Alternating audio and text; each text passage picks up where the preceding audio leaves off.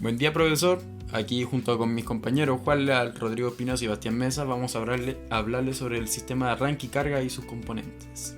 En este video vamos a abordar los sistemas de carga y arranque de un vehículo. Pero antes de ver sus componentes, funcionamiento y su correspondientes diagnósticos y fallas y soluciones, vamos a abordar los temas físicos que van a afectar a estos sistemas, como los cuales son. Para ello vamos a usar las ecuaciones de Maxwell, que nos ayuda para explicar todo sobre el campo eléctrico, campo magnético y sobre sus cargas.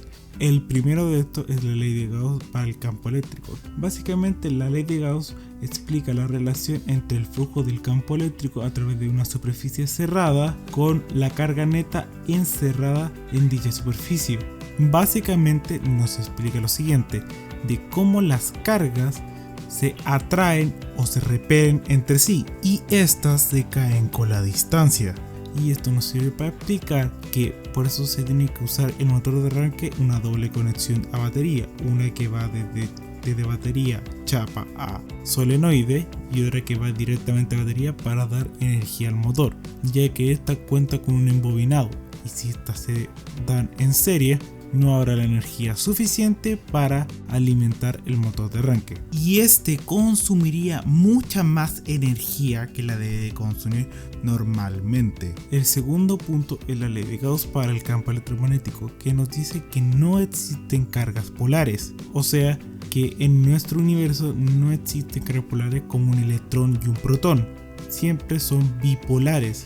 Por eso se explica que cuando queremos partir un imán se divide entre sus polos y no tenemos monopolos. Entonces esto nos da a entender que para poder hacer repeler y generar un campo magnético que se cierra sobre sí mismo, y eso nos ayuda a generar el movimiento en el motor eléctrico. En tercer punto tenemos la ley de Faraday, que básicamente nos dice que un campo magnético a lo largo del tiempo va a crear un campo eléctrico que va a cerrarse sobre sí mismo, y si este campo magnético aumenta a lo largo del tiempo, el campo eléctrico va a ir en sentido horario, y si este decrece a lo largo del tiempo va a ir en sentido antihorario, y esto nos ayuda a explicar cómo funciona el alternador de carga, ya que este rota y tiene varios campos magnéticos, y esto genera la corriente alterna. En cuarto y último punto tenemos la ley de Ampere, que básicamente nos dice que cuando hay un flujo de carga a lo largo del tiempo, esta va a afectar a un campo magnético. Obviamente se renuncia sobre sí mismo, y este es el principio sobre las bobinas o electroimanes que nos ayudan a generar el motor eléctrico, el solenoide y todo lo demás. El primer sistema que vamos a abordar va a ser el sistema de carga. En este vamos a ver su funcionamiento de forma general, sus componentes y el funcionamiento de estos, y cómo realizar un correcto diagnóstico de este sistema y cómo detectar las fallas y darle solución a estas mismas. El alternador es un generador de corriente eléctrica, el cual transforma energía mecánica en energía eléctrica recibida en el eje, que sirve además para cargar la batería y mantener la energía dentro del sistema. Los componentes del sistema de carga son los siguientes: la polea. Esta sirve para unir la correa de accesorios con el rotor. Un cojinete delantero, el cual sirve para darle movimiento al rotor. Retén del cojinete. Tapa, guía del ventilador. Refrigera el sistema. Y este se encuentra en dos variantes: ventilador de un solo flujo y ventilador de doble flujo. Rotor está conformado por un conjunto de garras que se intercalan entre sí, comúnmente con un embobinado interior para imantar las garras de tal manera para obtener la polaridad positiva y negativa de forma opuesta y generar un campo magnético. Estator recibe el campo magnético del rotor, esto para transformarlo en corriente eléctrica. Conjunto de diodos transforma la corriente alterna que llega del estator a corriente continua que entra al regulador de voltaje. Y además esto nos podemos encontrar con diferentes tipos de puentes de diodos o de diodos en sí. El diodo más usado en alternador es el diodo de rectificador, pero también existen otros tipos como el diodo de Sensor el diodo de túnel, el diodo de Stronking, el diodo LED, el fotodiodo y entre otros más, pero el más común es el rectificador y el que más se ocupa. Conjunto de carbones. Regulador de voltaje. Estabiliza la energía que llega del conjunto de diodos para entregarla con un voltaje de forma pareja del sistema. Para diagnosticar el sistema debemos hacer lo siguiente: aislamiento de componentes metálicos como garra, fierro magnético del estator, comprobación del voltaje de la batería de 13,5 volt a 14 volt con el vehículo encendido, verificar continuidad de la bobina del rotor, comprobación de los rodamientos, verificar continuidad en estator.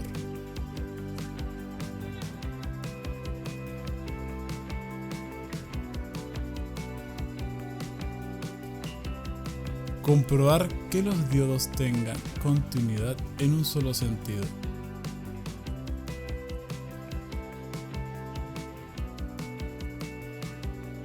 Las posibles fallas y soluciones son voltaje inestable y ruptura de los carbones. Esto se soluciona cambiando el regulador de voltaje.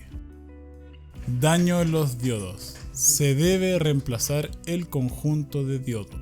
Correa dañada. La correa de accesorios debe ser sustituida inmediatamente. Falla de aislamiento en el sistema, cambiando el estator y el rotor, volviendo a reembobinar y sustituyendo las juntas del aislamiento. A continuación vamos a ver el funcionamiento general del sistema de arranque, sus componentes y el funcionamiento de cada uno de estos, el diagnóstico del sistema de arranque y sus posibles fallas y soluciones a este sistema. Sistema de arranque. El motor de arranque tiene como función quitar la inercia del motor a combustión hasta que pueda mantener su propio movimiento. Partes y funcionamiento de este mismo. Bueno, este sistema se compone por un solenoide, es el cual genera el ataque y hace que cierre el circuito para activar el motor. Tenemos una tapa trasera, posteriormente tenemos el estator, que es el que contiene los imanes para que pueda funcionar el rotor. Luego tenemos un rotor, es el componente el cual contiene el embobinado y es el encargado de transmitir la fuerza magnética en fuerza de giro hacia el volante de inercia. Un portaescobilla o portacarbones es el que alimenta con energía el rotor. Conjunto del piñón es el que conecta con el volante de inercia. Luego tenemos caja de engranajes, que es la cual contiene los engranes que se encuentran en el motor de arranque. Diagnóstico. Bueno, en el diagnóstico se comprueba que haya continuidad entre el conector número 31 y número 49, entre el 50 con el 49 y entre el 30 y los restantes no deben tener continuidad. Hay que comprobar el estado del cuerpo, que no tenga ningún golpe para evitar rozamiento o mal funcionamiento de este o contacto con un componente que no deseamos. Hay que comprobar que haya continuidad entre la entrada 50 y las escobillas y que estas no estén muy desgastadas. También hay que comprobar el estado de los rodamientos, comprobando que estos giren con total soltura y sin ninguna traba. No debe haber continuidad entre las delgas y todo el cuerpo restante del rotor. Entre delgas sí debe haber continuidad, pero solamente entre delgas. Bueno, en fallas y soluciones nos encontraremos con la ruptura de escobilla, la cual se puede cambiar por uno nuevo del mismo modelo. Al igual que el solenoide, si el solenoide llega a fallar, se va a cambiar también por uno del mismo modelo. También podemos encontrar falla en el muelle de recuperación del solenoide. Para solucionar este problema hay que reemplazar el muelle de recuperación por uno del mismo tipo y carga. También podemos encontrar un problema en los rodamientos. Cuando estos se venzan o se rompan, hay que reemplazarlo por el del mismo tipo. Otra cosa que nos podemos encontrar es la ruptura del embobinado del rotor. Para esto habría que cambiar el rotor entero. Para finalizar este video, nos despedimos. Un gusto, Rodrigo Espinosa, Juan Leal, Bastián Mesa. Hasta la próxima.